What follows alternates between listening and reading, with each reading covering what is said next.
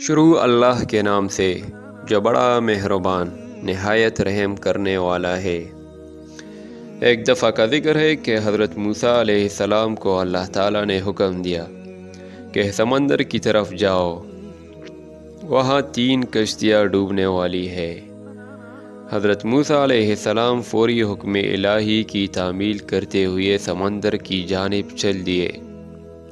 ساحل پرسکون تھا۔ بہت دور سے ایک کشتی آتی ہوئی دکھائی دی جو آہستہ آہستہ ساحل کی طرف بڑھ رہی تھی۔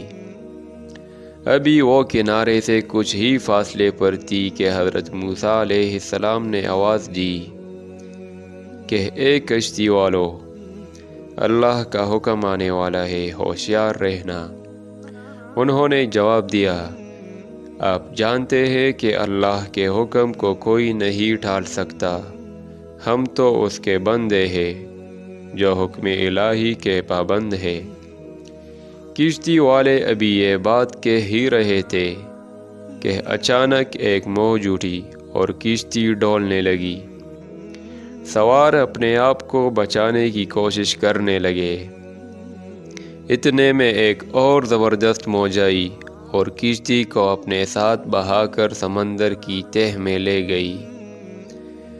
تھوڑی دیر میں ایک اور کشتی نظر آئی تو حضرت موسیٰ علیہ السلام نے انہیں بھی خبردار کیا اور کہا کہ ذرا محتاط ہو کر آنا۔ انہوں نے بھی پہلے والوں کی طرح جواب دیا کہ جو کچھ ہونا ہے ہو کر رہے گا، اور کشتی کو کنارے کی طرف لاتے رہے، یہاں تک کہ ساحل کے قریب آتے آتے یہ کشتی بھی ڈوب گئی۔ حضرت موسیٰ علیہ السلام اللہ کی حکمت کے بارے میں سوچوں میں مہو تھے کہ انہیں ایک تیسری کشتی آتی دکھائی دی۔ آپ نے حسب سابق اس کشتی والوں کو بھی نصیحت کی کہ دیکھو اللہ کا حکم آنے والا ہے، اپنے گناہوں کی معافی مانگتے ہوئے ذرا محتاط ہو کر آؤ۔ انہوں نے جواب میں کہا کہ اے اللہ کے نبی، جس طرح آپ سچے ہیں اسی طرح اللہ کا حکم بھی اٹل ہے، اسے کوئی نہیں بدل سکتا، لیکن اللہ کی رحمت بھی تو ہے، ہم اس کی رحمت سے کیوں مایوس ہو؟